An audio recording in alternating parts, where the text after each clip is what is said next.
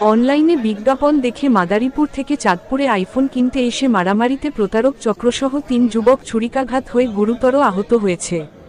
২৪শে ডিসেম্বর মঙ্গলবার দুপুরে চাঁদপুর শহরের প্রেসক্লাব ঘাটের পেছনে ডাকাতিয়া নদীর পাড়ে এই ঘটনা ঘটে।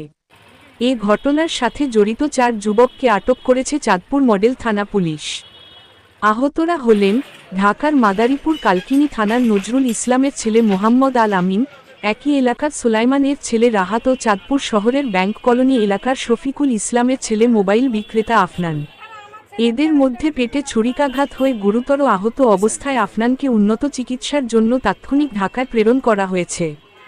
বাকি দুজন চাঁদপুর মডেল থানা পুলিশ হেফাজতে সরকারি জেনারেল হাসপাতালে চিকিৎসাধীন রয়েছেন। আইফোন কিনতে আসা আহত আল আমিন ও রাহাত জানান, অনলাইনে বিজ্ঞাপন দেখে তারা ৩ জন মঙ্গলবার